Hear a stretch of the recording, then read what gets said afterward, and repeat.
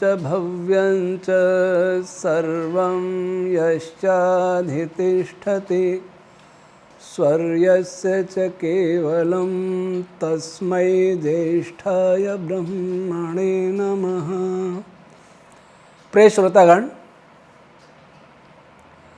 आज संसार में हम देखते हैं कि तेजी से मांसाहारियों की संख्या बढ़ती जा रही है। भारत को ही देखें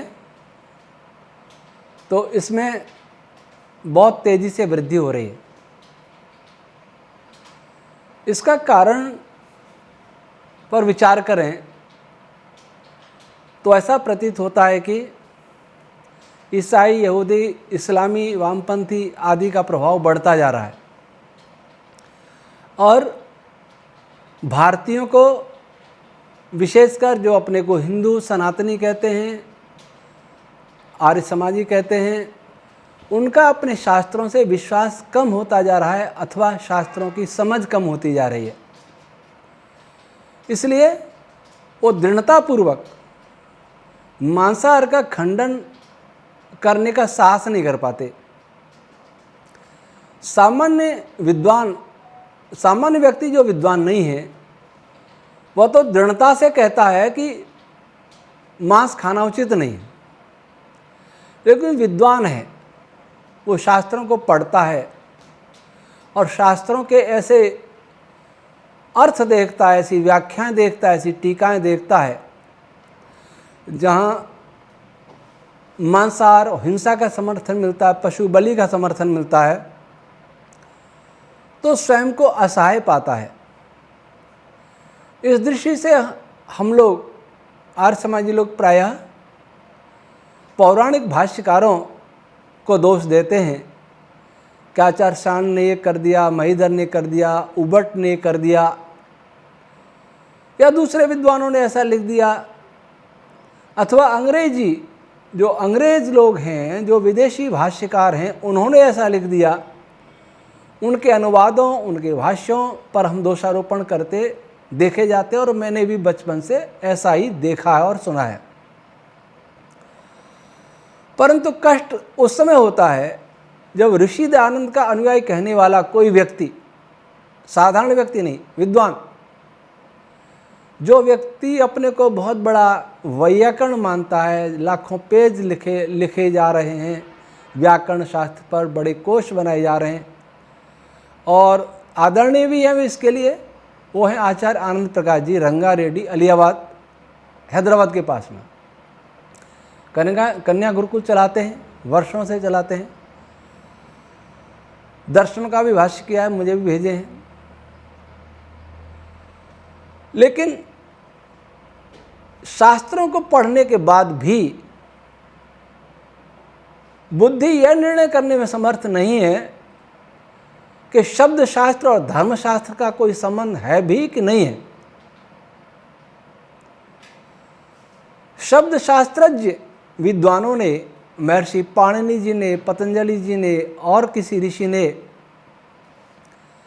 जिन जिन शब्दों का चयन किया, जिन जिन शब्दों को उदाहरण के रूप में प्रस्तुत किया, पहले तो देखें कि वो उदाहरण कैसे हैं, किन लोगों के मध्य होने वाले शब्द व्यवहार को उन्होंने उदाहरण के रूप में प्रस्तुत किया। एक महाभाष्य में पंच नखा भक्ष्या जो आता है, उसके बारे में मुझे भी जानकारी नहीं थी क्योंकि मैंने महाभाष्य नहीं पढ़ा था। मेरे यहाँ मेरे दो सहायक वैयाकरणाचार्य रहे थे और यहाँ आके जो वैयाकरण, कोई व्याकरण पढ़ के आ जाए, कोई नृत्य पढ़ के आ जाए, कुछ भी पढ़ के आ जाए, वो आके यहाँ एक सामान्य विद्यार्थी जैसा रह जाता है, क्योंकि उसे अपनी अपूर्णता यहाँ स्पष्ट दिखाई देती है। वैसे ये जो बोल रहे हैं ये भी आ जाए तो उनको भी लगेगा कि हम कहाँ खड़े हैं, शास्त्र पढ़ने के बाद भी। ऐसा इसलिए होता है कि सूक्ष्म बुद्धि, जो अंतर प्रज्ञा है, वो नहीं है, क्योंकि चित्त शांत नहीं होता तब अंतर प्रज्ञा जागृत नहीं होती। तो उस व्याकरणाचार्य, उस ब्रह्मचारी ने मुझे कहा कि महाभाष्यकार ने भी मांस खाने का अनुमोदन किया है, कुछ शर्तों के साथ। मैं चौंक गया, अपना काम छोड़ करके मैं बताओ कहाँ है, महाभाष्य लाए। फिर मैंने कहा कि पंडित युधिष्ठिर जी मीमांसक का लाओ, हिंदी वाला। वो देखा तो उसमें लिखा कि मांसाहारी की एक मर्यादा निर्धारित की है कि 5 नाखून वाले 5 प्राणियों को खाया जा सकता है, शेष को नहीं खाना चाहिए। ग्रामीण शूकर और मुर्गे को नहीं खाना चाहिए, जंगल के शूकर और मुर्गे को खा लेना चाहिए। ये मर्यादा क्यों निर्धारित की? ताकि लोग बहुत ज़्यादा मांस नहीं खावें, अन्य जानवरों को नहीं मारे। पंडित युधिष्ठिर मीमांसक जी आर्य समाज के बहुत प्रौढ़ विद्वान थे, मेरे लिए वे पूजनीय है, वंदनीय है। और मुझे बताया गया, एक बार मैं महाराष्ट्र गया था, गंगाखेड़ में, वहाँ कभी सोमयाग हुआ था। एक पौराणिक महात्मा ने कराया था। वो महात्मा जी चाहते थे कि उनके सोमयाग में पशु की बलि न दी जाए। वो अच्छे व्यक्ति थे, सज्जन थे, शैल्यूकर जी बोलते थे उनको, शैल्यूकर जी महाराज। लेकिन कोई विद्वान दक्षिण का तैयार नहीं हुआ, बिना पशु बलि के सोम हो नहीं सकता। तो पंडित युधिष्ठिर मीमांसक जी को लाया गया था और उन्होंने सब प्रमाण और सतर्क ये सिद्ध किया था कि पशु बलि निषेध नहीं होनी चाहिए, और उन्होंने यज्ञ शुरू कराया। लेकिन वही मीमांसक जी हम मर्यादा की बात कर बैठे। मुझे ये समय सुनकर के बहुत ठेस लगी और मैंने उसका अपने ढंग से व्याख्या की। उस व्याख्या को उस ब्रह्मचारी ने अपने आचार्यों, अपने साथियों, भैया जो व्याकरण पढ़े हुए थे उनको भेजा, तो सब मौन रह गए। फिर एक आर्य समाज के विद्वान, महामानव क्या कहूँ, क्या नाम लूँ, वो कहते हैं कि ये तो उदाहरण है। उस समय प्रचलन में था, प्रचलन में तो बहुत, और प्रचलन में था, उसी को उदाहरण के रूप में प्रस्तुत किया। इस विषय में मैं सभी विद्वानों से और ब्रह्मचारियों से जो व्याकरण पढ़ रहे हैं और पढ़ा रहे, विशेष आग्रह कर रहा हूं कि आप लोग इस बात को समझने का प्रयास करें कि सारी दुनिया की शक्तियां हमें मांसाहारी बनाने के लिए आतुर हैं, पूरा प्रयास कर रही है। आप तो कम से कम अपने शास्त्रों पर कुछ दया करें। पाणिनि महर्षि शब्द शास्त्रवेत्ता थे, इसका अर्थ ये नहीं कि वो धर्मशास्त्री नहीं थे, धर्मज्ञ नहीं थे, धर्मात्मा नहीं थे। एक इतने बड़े विद्वान ऋषि को एक जंगली लोगों का व्यवहार उदाहरण के रूप में प्रस्तुत करना पड़े, तो इससे ज़्यादा विडंबना और क्या हो सकती है? क्या और कोई उदाहरण नहीं हो सकता था कि ये करना है, ये नहीं करना है?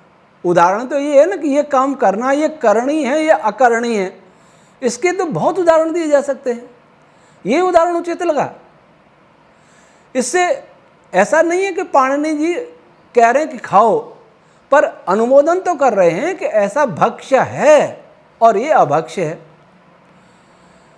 आप कहते हैं कि वो उन लोगों में कभी था, उस समाज में कभी था, उस समाज को उद्धृत किया। क्यों? दूसरा, जो सुसंस्कृत सभ्य समाज थे, क्या उनका उदाहरण देना महर्षि पाणिनि जी को उचित नहीं लगा, जो ये उदाहरण लाए पतंजलि जी को? अभी कुछ मास पूर्व डॉक्टर सुरेंद्र कुमार जी, जिन्होंने मनुस्मृति का भाष्य किया है, से चर्चा हो रही थी दूरभाष पर, तो उन्होंने बताया कि ऋषि दयानंद के साथ कैसे विश्वासघात किया। सत्यार्थ प्रकाश जब छपने गया प्रेस में, वैदिक यंत्रालय प्रयाग में था, तो मुंशी समर्थदान चारण थे, वो बड़े ऋषि भक्त थे और बड़े विचारशील व्यक्ति थे। ऋषि दयानंद के लेखकों ने यही पंचनखा भक्ष्या ये उदाहरण वहाँ लिख दिया, और ऋषि दयानंद को इस बात की जानकारी भी नहीं थी। ऋषि दयानंद के साथ बहुत धोखा हुआ है, उनके लेख अपनों ने किया है, और बाद में मालूम पड़ा भीमसेन शर्मा आदि आर्य समाज छोड़ भी गए थे। जब मुंशी समर्थदान दास जी ने वो पढ़ा तो उन्हें बड़ा आश्चर्य हुआ, और उन्होंने ऋषि दयानंद को पत्र लिखा कि मैं ये धृष्टता तो नहीं कर सकता कि मैं ये कहूँ कि आपसे गलती हो गई है, पर महाराज जी क्या मैं इसे छाप दूँ, इसमें ऐसा लिखा हुआ है। ऋषि दयानंद आश्चर्यचकित हो गए कि ऐसा मैंने तो लिखवाया नहीं, कैसे लिखा। उन्होंने कहा तुरंत इसको प्रकरण को हटाओ, ये गलत है। ऋषि दयानंद के संज्ञान में ये बात मुंशी समर्थदान जी नहीं लाते तो आज सत्यार्थ प्रकाश में भी ये उदाहरण होता। लेकिन ऋषि दयानंद क्योंकि ऋषि थे, शब्द शास्त्र के ज्ञाता भी थे, निष्णात थे, तो धर्मशास्त्र के ज्ञाता भी थे और आप्त पुरुष थे। उन्होंने इसे स्वीकार नहीं किया उदाहरण को। क्या आनंद प्रकाश जी और उनके साथी क्या ऋषि दयानंद की भावना को समझेंगे कि ऋषि दयानंद ने संज्ञान में आते हटा दिया, लेकिन आप व्याकरण महाभाष्य में आज भी उसको सीने से चिपकाए हैं कि हाँ नहीं महाभाष्य ने दिया है तो सही है। क्या आप इतना सोचने के लिए भी तैयार नहीं, या तो ये मिलावट है या फिर इसका दूसरा अर्थ होगा। ये रामायण में भी है, इसका अर्थ कहीं और जगह से आया है और उसका कुछ और अर्थ हो सकता है। इतना विचार आप क्यों नहीं करते? ऋषि दयानंद को ये उदाहरण स्वीकार नहीं था तो आप लोगों ने कैसे स्वीकार कर लिया ऋषि दयानंद की जय बोलते बोलते? क्या आप समाज को बताना चाहते हैं कि हमारे ऋषि भी इस बात का अनुमोदन करते हैं कुछ शर्तों के साथ? यदि ऐसा है तो ये ऋषि दयानंद की दृष्टि से अक्षम्य अपराध है। अभी इंदौर के पर राकेश जी उपाध्याय ने कल मुझे एक ऑडियो भेजी, 2 भेजी हैं, मैं एक की चर्चा करूंगा। आपके पाणिनि के व्याकरण में अष्टाध्यायी में भी जो कबाब पकाने का है उसका भी शब्द है, और हड्डिया में पकाने वाले मांस का उसका भी है। सूल्यम मांसम जो सलाई के एक लोहे की रॉड पर चिपका के उसके हड्डियां निकाल के और उसको पकाते हैं, उस मांस का नाम होता है सूल्यम। कबाब को सूल्य बोलते हैं। और उसमें वो कह रहे हैं कि ये उदाहरण दिया है, और एक और उदाहरण उन्होंने उसकी पुष्टि के लिए एक और उदाहरण दिया है। ये मेरे हाथ में प्रथमावृत्ति है, अष्टाध्यायी प्रथमावृत्ति 4:2:16 सूत्र है, शूलो खाद्यत, अर्थात शूल और उखा से ऊपर से संस्कृतम भक्षा, ये अनुवृत्ति आ रही है। इसका उदाहरण इन्होंने दिया है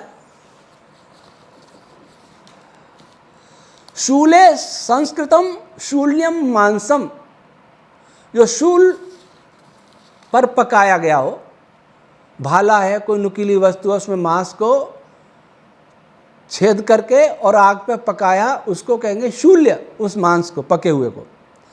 और आनंद प्रकाश जी तो अपने ऑडियो में पूरा विवरण दे रहे हैं, डिटेल, कैसे हड्डी निकाल करके कैसे करके फिर पकाते हैं। ये हड्डी निकाल के पकाते हैं, हड्डी निकालना आपने कहाँ से सीखा आचार्यवर? आप बता रहे हैं कैसे हड्डी निकालो, फिर सूल में चुभो, फिर आग में भूनो और फिर खाओ, ये उदाहरण दे रहे हैं। आपने हड्डी निकालना और जोड़ दिया। मूल क्या था? महर्षि पाणिनि के तो उदाहरण है नहीं है, शूलो खाद यत, ये उनका सूत्र है। मांस कहाँ से आ गया? शूल्य उदाहरण है, वो भी पाणिनि जी का तो नहीं है, लेकिन शूल्य शब्द बनता है, व्युत्पन्न होता है सूत्र से। यत प्रत्यय है और शूल प्रातिपदिक है, तो उससे बन गया। लेकिन इसमें मांस कहाँ से आया? मांस, अब ये पंडित युधिष्ठिर मीमांसा जी के गुरु थे, पंडित ब्रह्मदत्त जिज्ञासु जी, बहुत बड़े वैयाकरण थे, प्रामाणिक विद्वान हुआ करते थे, पौराणिक ही नहीं, पौराणिक भी इनको बहुत सम्मान देते थे। इन्होंने उदाहरण कहाँ से लिया? इन्होंने उदाहरण लिया काशिका से। ये काशिका मेरे पास है, उसमें ये उदाहरण है। काशिका ये एक अनार्ष ग्रंथ है, आर्ष ग्रंथ तो है नहीं। यह ठीक है कि इसका संपादन विजयपाल विद्यावारिधि आर्ष समाज के बड़े विद्वान पंडित युधिष्ठिर मीमांसा जी के साथी माने, शिष्य माने, उन्होंने इसका संपादन किया और गुरुकुलों में पढ़ाई जाती है। मैंने देखा कि इस सूत्र पर महर्षि पतंजलि ने कुछ लिखा है कि नहीं लिखा महाभाष्य में। मेरे पास ये महाभाष्य है, व्याकरण महाभाष्य, और इसमें 4-2-11 सूत्र के बाद 4-2-21 सूत्र आया है, बीच में सूत्र नहीं है। उन पर महर्षि पतंजलि ने कुछ नहीं लिखा। इसका अर्थ यह है कि महाभाष्य में ये उदाहरण नहीं है, ये सूत्र ही नहीं है, इसकी व्याख्या में उन्होंने कुछ नहीं लिखा। तब ये उदाहरण मांस शब्द किसकी उपज है? काशिका की। फिर मैंने विचार किया कि यदि ऋषि दयानंद इसका भाष्य करते तो वो क्या उदाहरण देते। उदाहरण तो शूल्यम होगा, लेकिन शूल्यम किसके लिए कहेंगे? तो मैंने ऋषि दयानंद का ये अष्टाध्यायी भाष्य है, ये देखिए, ऋषि दयानंद ने अष्टाध्यायी का भाष्य भी किया था, लेकिन मुझे जहाँ तक जानकारी है इसको कहीं गुरुकुल वाला कोई पढ़ाता नहीं है। आचार्य आनंद प्रकाश जी पढ़ाते तो ये उदाहरण तो कम से कम मुझे नहीं देते कि शूल्यम कहते हैं शूल पर पकाए हुए मांस को, उख्यम किसी कढ़ाई आदि में पकाए हुए मांस को उख्यम कहते हैं, ये वो बता रहे हैं। आचार्य आनंद प्रकाश जी आर्य समाज के विद्वान और योगी लोगों के मंडली के एक बहुत बड़े सदस्य। उख्यम और शूल्यम ऋषि दयानंद को पढ़ा, आप देख सकते हैं मेरे पास है ये, इनका 4 अध्याय का भाष्य मिलता है। पता नहीं इन्होंने 8 अध्याय किए थे कि नहीं किए थे, लेकिन इतना परोपकारिणी सभा वैदिक पुस्तकालय से ये प्रकाशित है। इसमें वो लिखते हैं शूले संस्कृतम शूल्यम, मांसम पद हटाया इन्होंने, मांसम है ही नहीं। उदाहरण महर्षि पाणिनि जी का नहीं, उदाहरण महर्षि पतंजलि ने नहीं दिया, उदाहरण फिर ऋषि दयानंद कैसे दे सकते थे?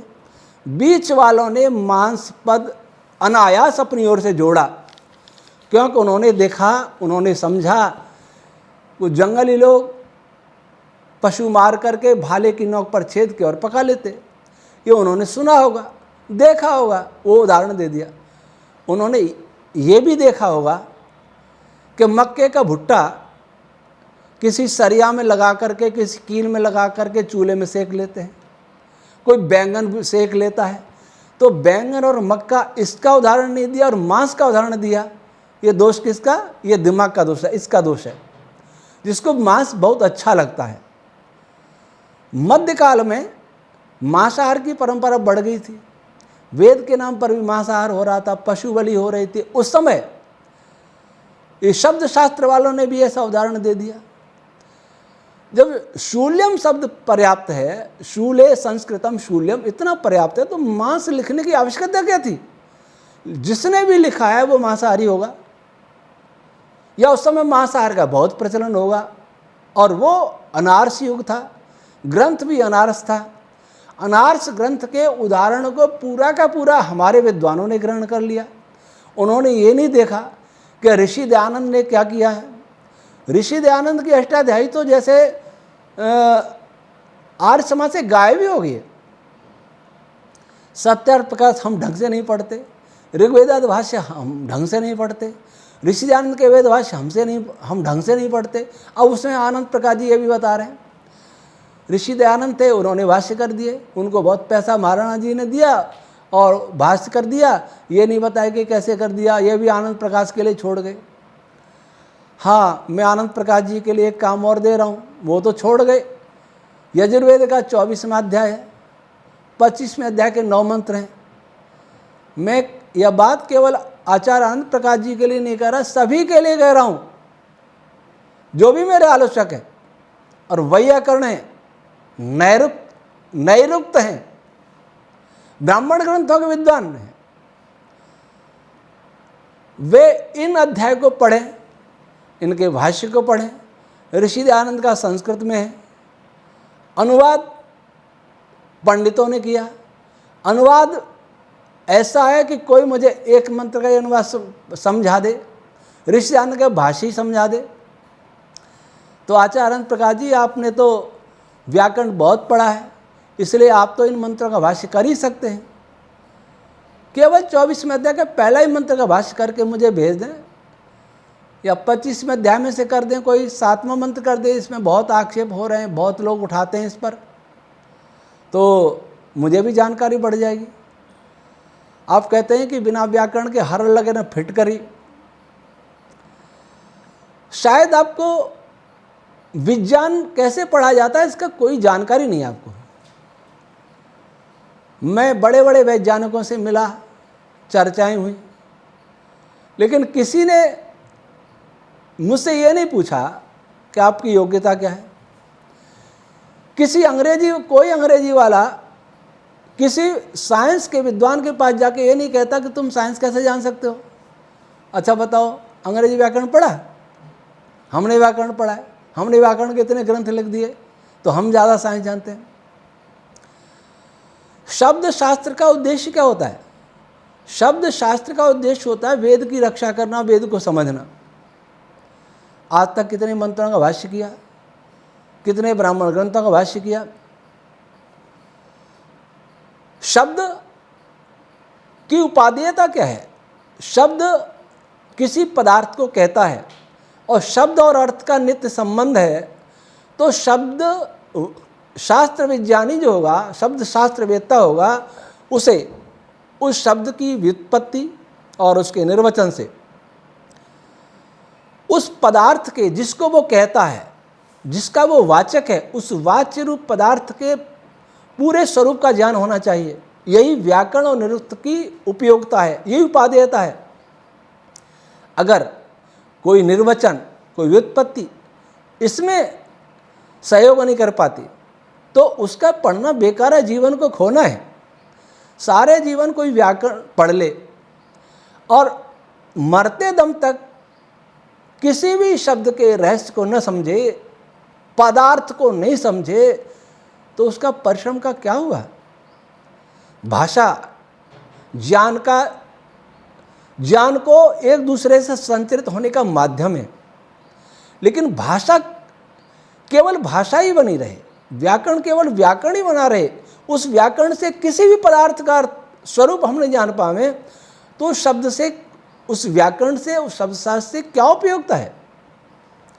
जीवन में पदार्थ उपयोग में आता है, पद उपयोग में नहीं आता। गौ पद है, गौ पद कैसे बना? कौन सी धातु है? कौन सा प्रत्यय है?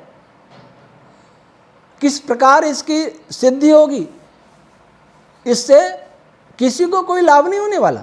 मैं व्याकरण की आलोचना नहीं कर रहा, परंतु इसकी सिद्धि ये बता दे कि गौ पद जिसका वाचक है, चाहे वो गाय के लिए हो, चाहे पृथ्वी के लिए हो, चाहे सूर्य की किरणों के लिए हो, चाहे वाणी के लिए हो, उसके स्वरूप को खोल के रख दे, वह व्युत्पत्ति, वह निर्वचन, तो शब्द शास्त्र पढ़ना उचित है।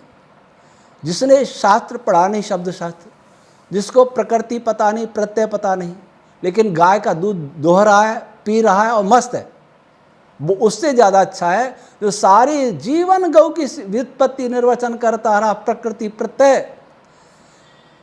प्रकृति प्रत्यय में रमण करता रहा और गाय को देखा ही नहीं कि गाय होती कैसे है, दूध पीना तो दूर है, तो उसकी क्या उपयोगिता है?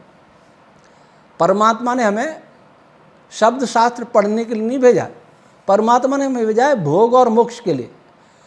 सृष्टि का उपभोग करते हुए इस सृष्टि के द्वारा ही मोक्ष को प्राप्त करें। सृष्टि पदार्थ है, सृष्टि पदार्थों का समूह है और उन पदार्थों का जो वाचक हैं, उनके जो वाचक हैं वे पद हैं। उन पदों के विषय में व्याकरण व्युत्पत्ति दर्शाता है, निर्वचन दर्शाता है, निरुक्त। तो उनका उद्देश्य यही है कि वो पद कैसे बने अर्थात उसका पदार्थ का स्वरूप क्या है। जब पद और पदार्थ में कोई संबंध है, आचार्य तो कहते हैं, ऋषि तो कहते हैं नित्य संबंध है। नित्य संबंध है तो एक को जान करके दूसरे को अभी तक नहीं जाना। एक शब्द का अर्थ किया दूसरा शब्द, दूसरे का किया तीसरा शब्द, तीसरे के चौथा शब्द, लेकिन शब्दों में रमण करते रहे, उसके अर्थ अर्थात पदार्थ में कभी नहीं पहुंच पाए, तो उस शब्द शास्त्र की कोई उपयोगिता नहीं है। चाहे लाखों प्रश्न लिख लें, लाखों प्रश्न पढ़ लें, कोई उपयोगिता नहीं। हाँ, हमारे जैसों के लिए, आपका लिखा हुआ जो कोश जो लिख रहे हैं, वो हमारे लिए उपयोगी होंगे, क्योंकि मैं केवल शब्दों में रमण करने वाला नहीं, मैं पदार्थों में रमण करने वाला हूँ, मैं सृष्टि के कण कण के विज्ञान में रमण करने वाला हूँ, और ये हमारे काम आएगा। और इससे मुक्ति भी इसी से होती है। शब्द शास्त्र मुक्ति का साधन नहीं, मुक्ति का साधन है धर्मशास्त्र, और धर्मशास्त्र को अलग मत करो। जो शब्द शास्त्र जानता है उसे पदार्थ शास्त्र भी आना चाहिए, और जो पदार्थ शास्त्र जानता है वही अध्यात्म आत्मशास्त्र जानता है, और सभी में संतुलन होना चाहिए, समन्वय होना चाहिए। अन्यथा एकांगी की बात करें तो भी अगर कोई बिना व्युत्पत्ति के पदार्थों को जानता है, वैज्ञानिक कोई शब्दों की व्युत्पत्ति नहीं जानते, लेकिन पदार्थों का उपयोग कर रहे हैं, और आप भी उनके पदार्थों का उपयोग कर रहे हैं, इसलिए वो हमसे ज़्यादा अच्छे हैं। और आप केवल शब्दों में बता रहे हैं, जीवन में उपलब्धि नहीं। न सृष्टि से लेना है, न सृष्टा से लेना है। ईश्वर की व्याख्या भी केवल व्युत्पत्ति निर्वचन तक रह जाएगी, क्योंकि ईश्वर का स्वरूप तो खोल नहीं पाएंगे। जब जड़ पदार्थों के स्वरूप का ही बोध नहीं हो रहा, तो चेतन पदार्थों का आत्मा और परमात्मा इनके स्वरूप का बोध कैसे होगा? क्योंकि गहराई में तो जाएंगे नहीं आप शब्दों उस पदार्थ की।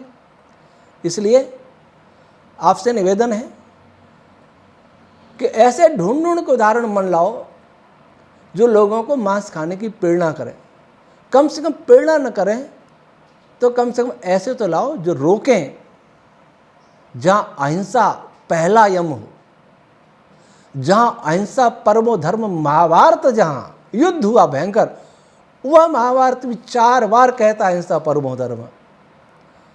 उस अहिंसा के पीछे ऐसे मत पड़ो कि हिंसा हिंसा वाले प्रमाण लाते हो और वो भी गलत लाते हो, अनार्स प्रमाण लाते हो, अनार्स उदाहरण लाते हो। आर्स और अनार्स दृष्टि का भेद करना ही तो ब्रह्मर्षि गुरुवर विरजानंद जी ने ऋषि दयानंद को बताया था। आज हम लोगों में वह दृष्टि नहीं रही, तो ऋषि दयानंद का भक्त कहलाने का अर्थ क्या रह गया? हम लोगों का उत्तरदायित्व था कि शास्त्रों को इस रूप में देखें जहाँ किसी भी प्रकार का विकार हमारे पास नहीं आए, हमारी संस्कृति, सभ्यता और इतिहास पर कोई एक कलंक नहीं लगा सके, दोष नहीं लगा सके कि प्राचीन लोग मांस खाते थे, गाय को मार के खाते थे, और भी बहुत सारी बातें। ऐसे संकेत वाले उदाहरण मत लाइए। कभी कभी लगता है कि ये जो लोग ऐसा कह रहे हैं, दूसरे लोगों को तो मैं ये कह दूं उनसे विदेशियों से पैसा मिलता है, हमारी संस्कृति को नष्ट करवाने के लिए उनको पैसा मिलता है, और वो पैसे का इस प्रकार दुरुपयोग करते हैं, उनसे पैसा लेकर के हमारी संस्कृति को नष्ट करने के बहुत सारे धर्मगुरु लगे हुए, सारे विदेशी एजेंट हैं। आपको तो मैं नहीं ऐसा कह सकता, परंतु सोचिए कि आप वही काम नहीं कर रहे, वो विदेशी एजेंट तथाकथित धर्मगुरु कर रहे हैं, जो कह रहे दूध मत पियो, जो ये मत करो, वो मत करो, बहुत सारी बातें करते हैं। क्यों करते हैं? कि लोग मांसपरा में प्रत्यक्ष नहीं कहते, परोक्ष अर्थ यही निकलता है। उनके सहायक न बने। आपके शिष्य, आपके शिष्याएं ऐसी बने ताकि कोई भी विधर्मी ये न कह सके कि आपके ऋषि मुनियों के काल में भी इस प्रकार की हिंसा हुआ करती थी। लोग तो अपने दोषों को भी दबाते हैं, छिपाते हैं, अपने इतिहास की गंदगी को छिपाते हैं, अच्छाइयों को प्रकाशित करते हैं, लेकिन आप जो दोष नहीं था उसमें भी दोष दिखाने का प्रयास करते हैं कि हाँ ऐसा होता था, हाँ ऐसा होता था। यह मेरी दृष्टि में तो उचित नहीं है। अगर आपको उचित लगता है, आपके गुरुजी ने यही शिक्षा दी है, तो आप जो चाहें करें, लेकिन मैं इसका कड़ा प्रतिवाद करता हूँ और इस प्रकार की प्रवृत्ति की मैं निंदा भी करता हूँ, क्योंकि मैं केवल और केवल वेद के लिए जीता हूँ, ऋषियों के लिए जीता हूँ। आपने का हरल लगन फिटकरी रंग चोखा 21 वर्ष लगाए हैं, 2 ग्रंथ लिखे, गोपद का भी किया है, निरुक्त आपको भेजा, आज तक आपने एक कमी नहीं बताई। ये कह दिया आपको अधिकार नहीं। आपको किसने बता दिया है अधिकार है, दूसरों को अधिकार है अनधिकार सिद्ध देने का, प्रमाण पत्र देने का? किसने आपको अधिकार दिया है? गलती तो आपने से एक तो बताते और दूसरे वहाँ से तुलना भी करके बता देते कि वो वहाँ से ये वहाँ से ठीक है और ये आपका गलत है, परंतु वह भी नहीं किया और आप कर भी नहीं पाएंगे। जहाँ ईर्ष्या द्वेष होता है वहाँ गुणों में दोष और दोषों में गुण दिखाई देते हैं। इसे कहते हैं असूया वृत्ति।